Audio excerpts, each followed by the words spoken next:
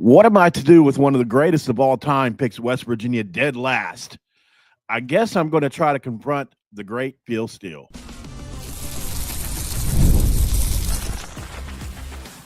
You are Locked On West Virginia, your daily podcast on the West Virginia Mountaineers, part of the Locked On Podcast Network, your team every day. What is up, guys? Welcome back in. My name is Mountaineer Paul. I am your host. This is Locked On West Virginia, baby, where we're talking about the West Virginia Mountaineers again today, as we always do. But this time it's a little bit different. I told you guys, I've been teasing it for a couple of weeks, that I was going to have somebody on, and somebody very cool, somebody very important, in my opinion, in this industry.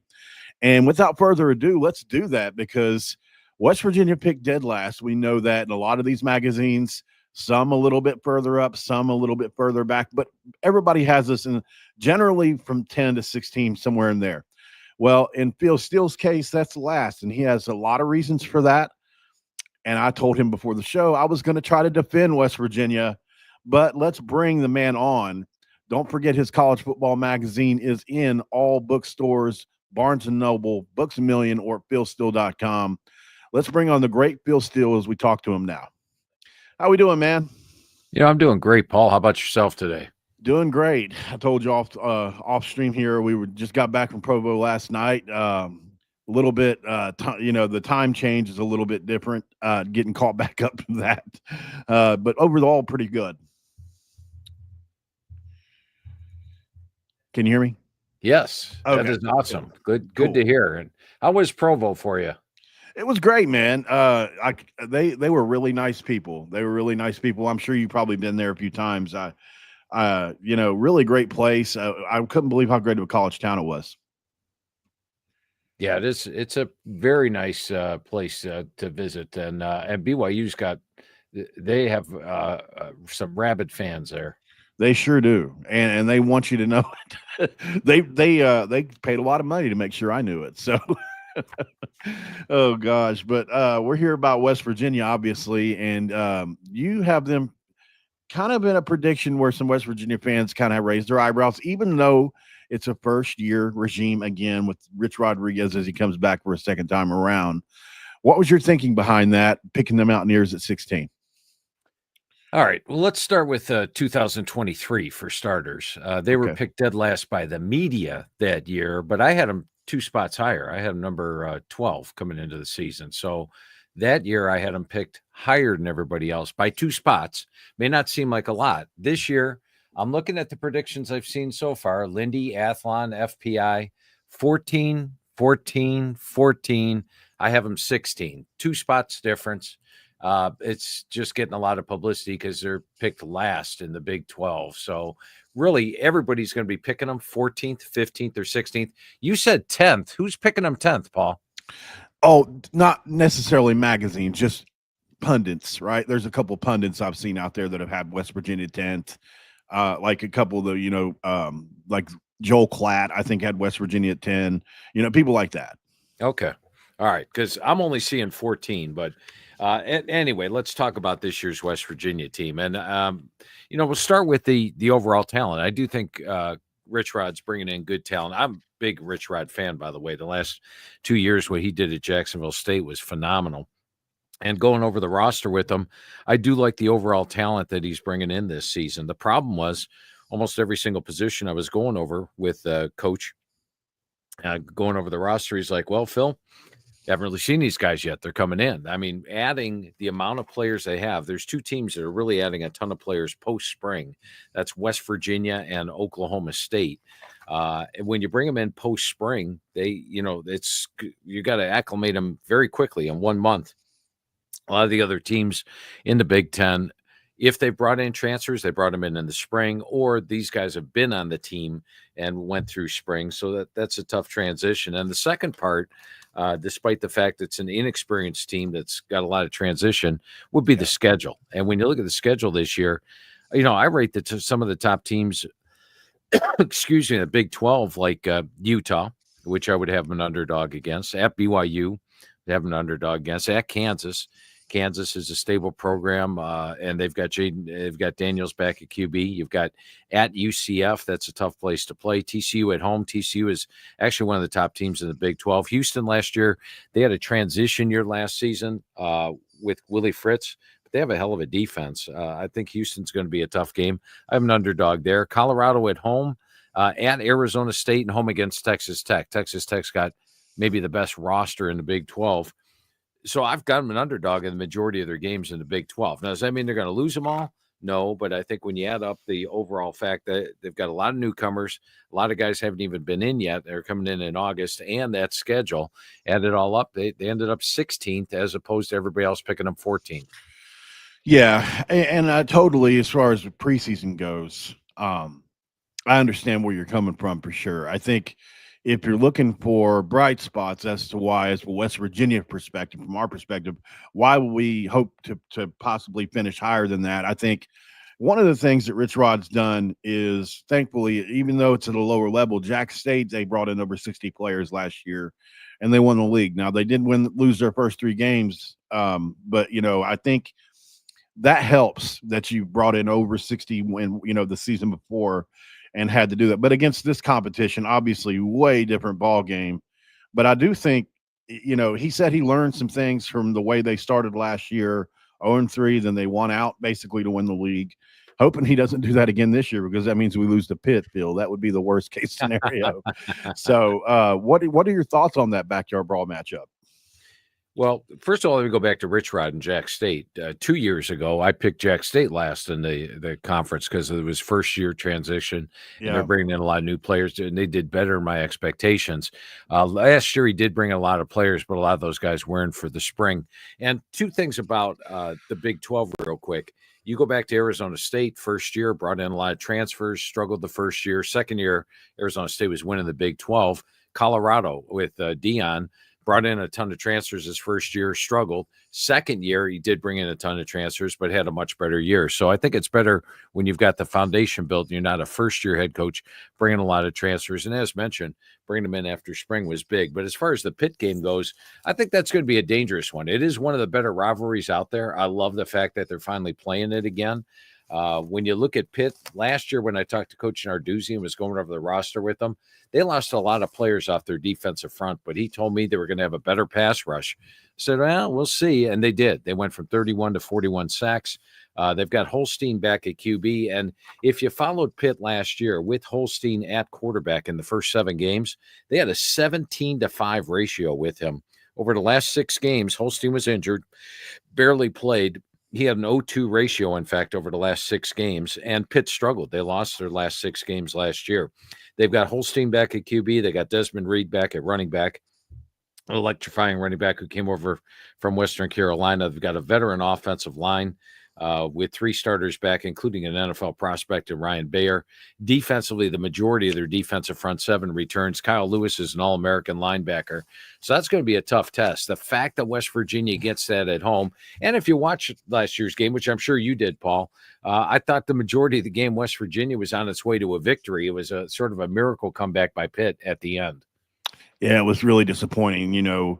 Probably the epitome of the Neil Brown tenure, unfortunately. And I know you probably met with him multiple times. Very great dude, but obviously didn't work out in Morgantown. Up 10 with just a few minutes to go, you're supposed to win the backyard brawl. Unfortunately, it's a rivalry for the reasons. And in that case, of course, Pitt made the miracle comeback with behind Holstein, who made just brutal throw after brutal throw. I mean, he really got beat around in that game and still just hung in there and made play after play.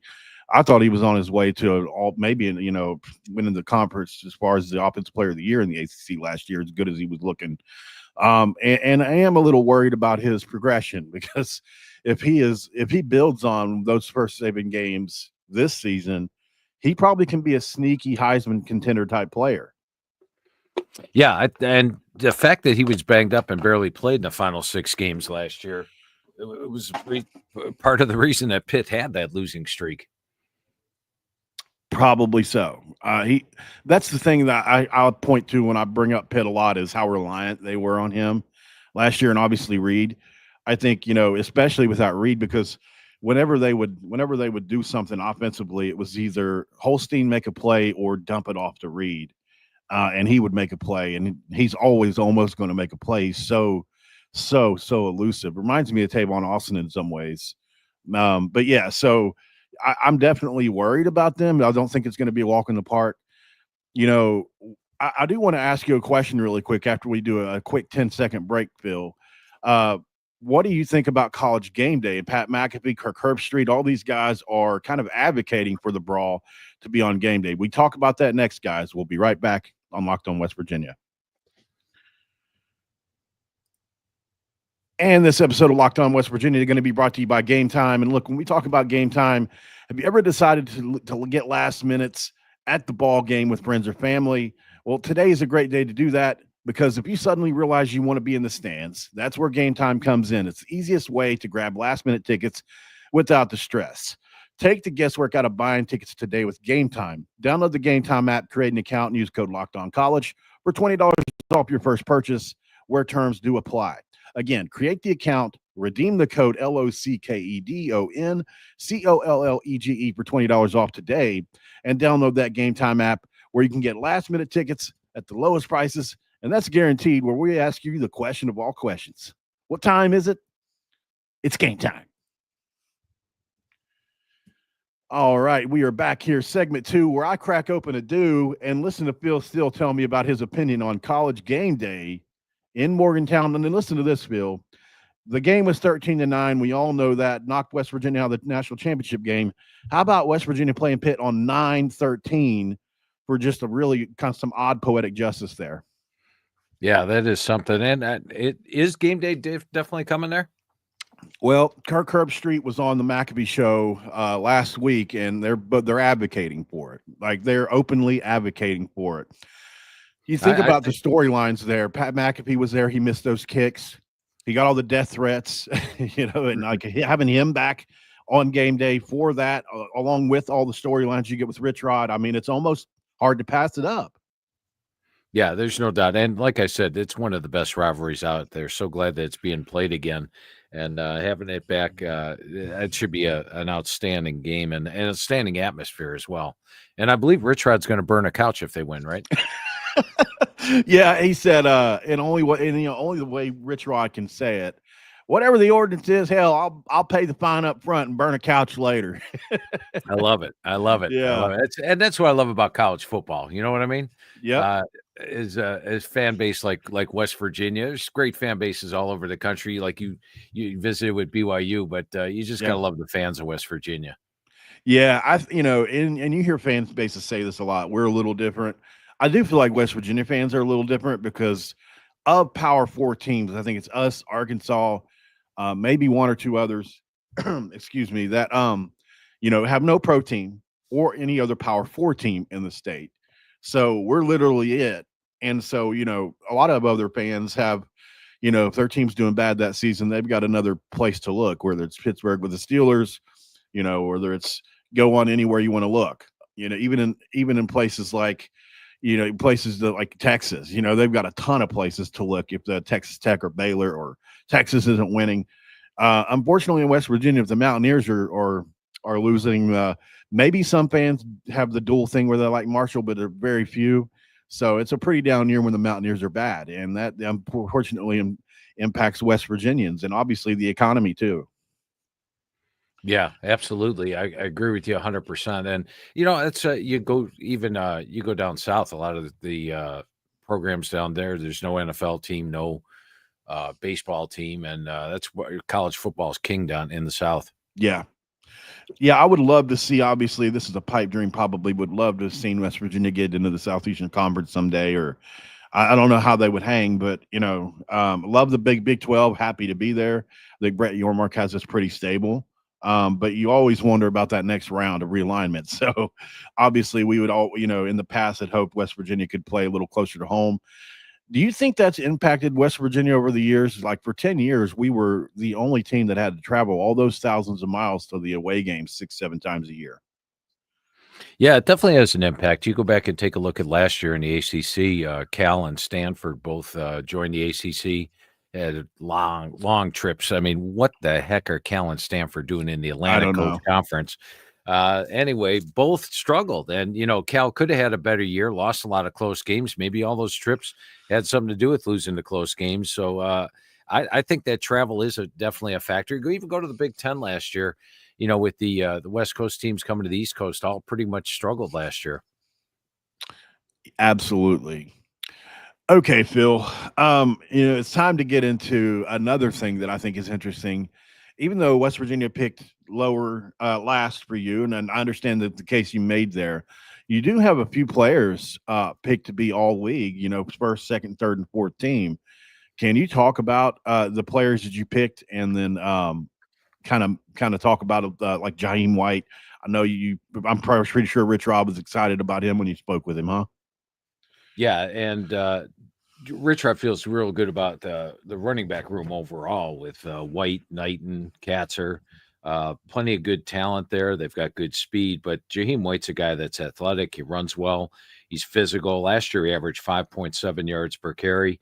He's gotten close to that 1,000-yard barrier each of the last 2 years, and he's a guy that can break tackles. And I think he's going to be one of the better running backs in the Big 12. I had him second team coming into the season, but he's, of course, got that potential. Some other guys worth talking about at cornerback, Michael Coates coming over from Nevada. He's athletic, extremely competitive. He was first team Mountain West last year. That's a nice pickup to get. He's got really good coverage skills at 5'10", 170. And then also on the first team, Jamori Robinson, once again, another transfer coming over from UTSA. I could tell you, Coach Traylor not very happy about losing Robinson off his squad. Robinson was one of the top JUCOs coming in. He was a freak athlete. He had 10.5 sacks for UTSA. He was the American Defensive Player of the Year last year. And I think he's going to have a major impact outside. So as mentioned, going over the roster with Coach Rich Rod, I like the talent he brought in. I just wonder how quickly they're going to mesh into a team and the schedule that they're facing. Yeah, it's going to be tough for sure. Back to the schedule really quick, Phil. One of the things I was looking at too is you mentioned there are some games here where you have West Virginia as an underdog, but like there are a few games here too where I think it's probably closer to 50-50. Do you think there's a shot West Virginia gets bowl eligible this year, even though you've got them picked 16th? What do you think? Like, if you had to lay it out, what needs to happen for Rich Rodriguez in West Virginia to have a better, more successful year than the pundits are saying? Well, if the talent meshes quickly, like they did at Jacksonville State in his first year there, like I said, I picked them last that first year at Jacksonville State.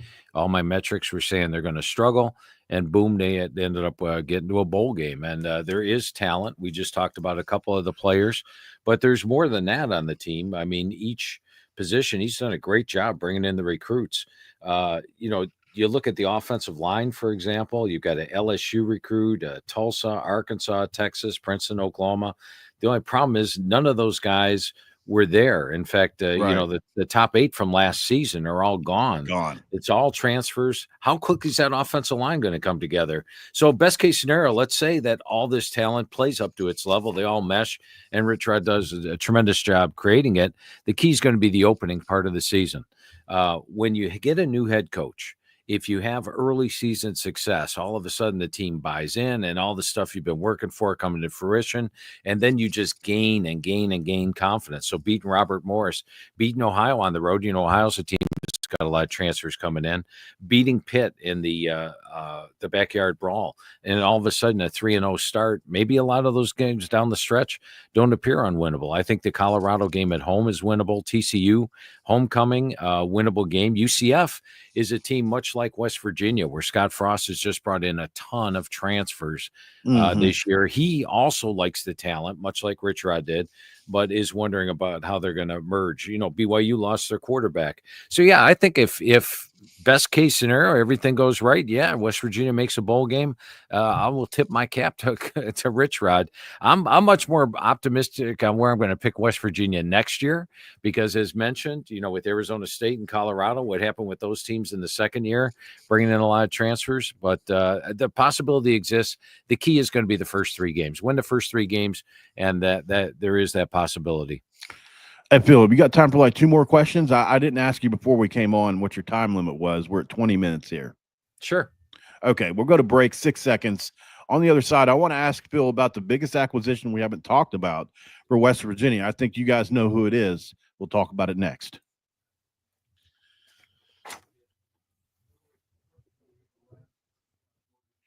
All right, back here with the legendary Phil Steele. Don't forget, guys, you can find Phil Steele's college football preview at Barnes & Noble, Books A Million, at philsteele.com. Make sure you pick that thing up and learn, because it is the Bible when it comes to college football preview magazines. There is no better. We know that. We've grown up with that. It's literally a tradition for most people in the South and in our area especially. So if you already don't have one, which I'm sure a lot of you do, make sure to pick that up. Okay, so obviously with Phil Steele, we talk about players because that's what he digs into. He knows it. But I think there's another acquisition, Phil, that we haven't talked about that's probably the biggest of all. That's Zach Alley, defensive coordinator, who made Oklahoma a better defense even over what Venables had them the year before. Yeah, tremendous pickup there. And let's go back and take a look at Oklahoma's defense last year. I know Oklahoma was 6-7, and you say, oh, they weren't very good. Oh, Right. nothing wrong with that damn defense. They played one of the nation's toughest schedules. They held opponents to 87 yards per game below their season average. That was the 6th best in the country, and that was despite facing a killer schedule. Oklahoma only had 3 SEC home games last year. They had 4 road games, and they had to play Texas at a neutral site. So they just had one of the most rugged schedules in the country, but that defense was not the problem. The problem with Oklahoma last year is the fact they had 0 returning starters on the offensive line, and they lost their top 5 receivers to injury at points of the season. So I thought Zach Alley did a tremendous job last year. Now, he was taking over an Oklahoma defense that had a lot of returnees. He doesn't have that returnees here, but he does have talent, as we've touched about with Robinson, from UTSA. You got Siders coming in from Wyoming. There's plenty of good talent throughout. And you look at the linebacking core with Chase Wilson and Carrico. I think those are 2 guys that can both step up. So he's got the talent to work with. How quickly can you get them to play together?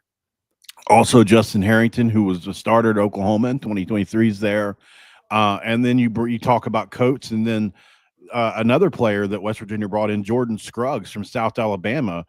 Saw a metric last night from Pro Football Focus. They were ranked 2nd and 3rd in all of the Big 12 as far as returning grade for Big 12 corners. So that's a duo that you hope to come together as a number 1 and 2 cornerback. So, and the thing is Zach Alley, it's all about aggression. And you look at like Fred Perry, for instance, and I'm sure you've seen him play. What an aggressive player he can be, and just lays the wood to guys. That's the exact kind of players I think Zach Alley needs. Do you think, obviously West Virginia had the worst pass defense probably in a decade, here last year. Obviously, there's nowhere to go but up with Zach Alley. But for those who may be casual fans, Phil, what do you think the prognosis is on a guy like Zach Alley? Rising star?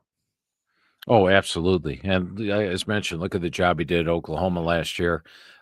You just have to ignore the 6-7 record and know that the strength of Oklahoma was the defense, and Zach Alley was that guy. And then, you look at the job he did at Jacksonville State. I thought he did well. ULM, he did well. So he's done well everywhere he's gone. And now it is a completely brand new secondary. Almost everybody there is a transfer. But as you mentioned, Paul, they can only be better than last year, right? Only can be better than last year. They definitely have, several defensive line pieces back. So that's good, I guess.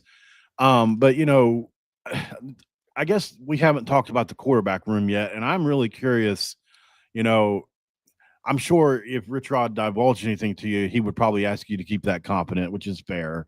But I'm curious what your take is on this competition with, and a lot of people think Scotty Fox is in the running secretly, who was a freshman. But obviously Nico Markell, Jalen Henderson, Max Brown are the three that most people think will be trotted out there in a competition. I'm curious what your take is on this competition. And in this era of the transfer portal, Paul, it's very unusual to have a second quarterback, let alone a third. Yeah, And right. the one thing that Rich Rod told me is that the quarterback position is actually the one position on the team he feels most comfortable with. That it may be the deepest quarterback room he's ever had, and that's remarkable in this day and age. You start with Nico. I was impressed with what he did when thrown into the action the last 2 years. I like him a lot. Jalen Henderson is a guy that played for Texas A&M. He's athletic. He's got good speed. Throws a great deep ball. You got Max Brown. He's a guy that can tuck it and run. He's competitive. He's an athlete, and he's very strong. And then, as you mentioned, Scotty Fox was in for the spring. That is a deep quarterback room. And of all the positions on the team, that was one that Rich Rod had no questions about. He really likes this unit. And so one other thing I want to touch on before you go, Phil, is, one thing I make the point of all the time is like, we had Neil Brown the last few years, and they had, a former NFL, scout, and they had like a lot of people that we felt may be good talent evaluators, and it didn't quite pan out. When it comes to Rich Rodriguez, would you consider him one of the best talent evaluators in the country? Yeah, based on what he did at Jack State and the transfer portal, some coaches are hit and miss on the transfer portal, but the majority of the guys that he's been bringing in, transfer portal wise at Jack State, now here at West Virginia, I think he's going to hit some home runs on them. So I huge respect for Rich Rod. I think he's going to do a great job at West Virginia, get West Virginia back towards the top of the Big 12 in a short period of time. And I like that you said that. Last question here for you, Phil. Do you think Rich Rodriguez can get back to the same level of success that he was before, or do you think it may be a level below? Maybe not contender for national championships, but maybe for the playoff?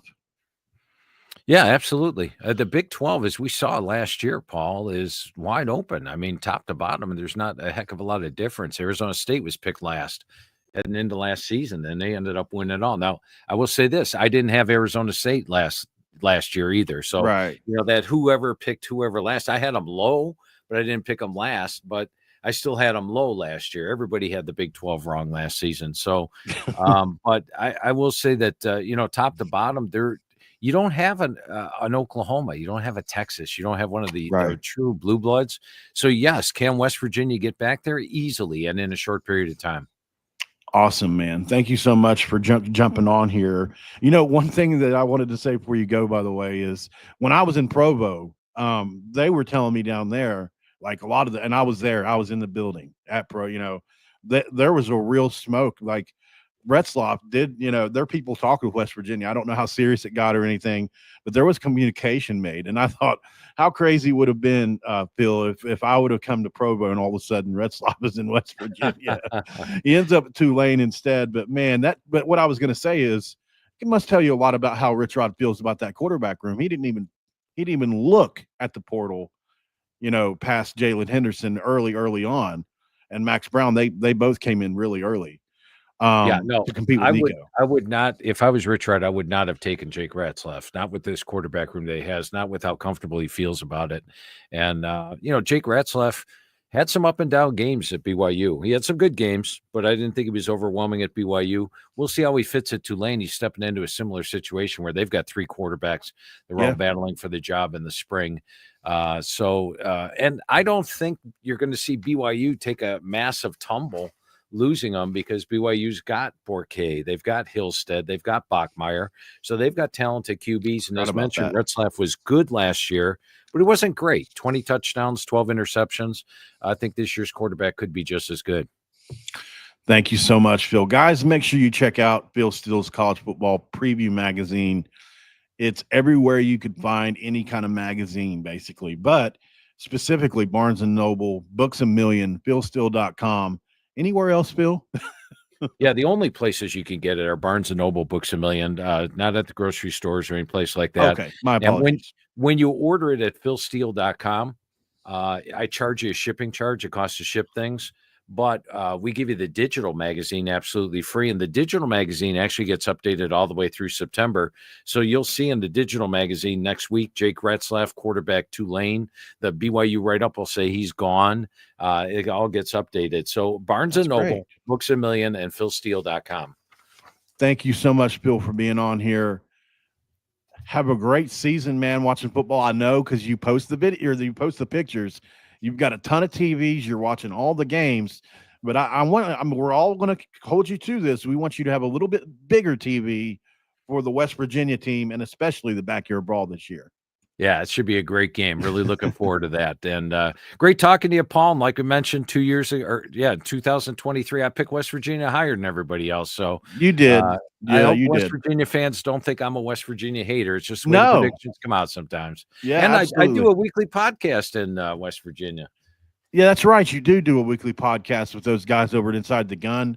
Love those guys, man. You do an excellent job there. Been watching you there for at least a year. And so I think you've been doing it for a year, right? Maybe 2. 2 years. 2 years. 2 years, yeah.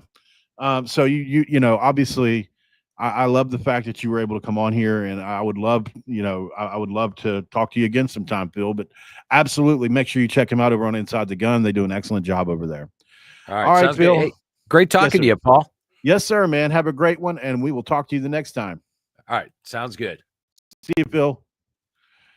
All right, guys. So that was the great Phil Steele, and what an awesome opportunity for me here to get to talk with him. Thank you guys for joining in. And look, don't forget to make Locked On West Virginia your first listen and being part of the Locked On Podcast Network, where we talk about your team every single day. I'll be back a little later, guys. We'll do something here in just a little bit. Until then, I'm out of here.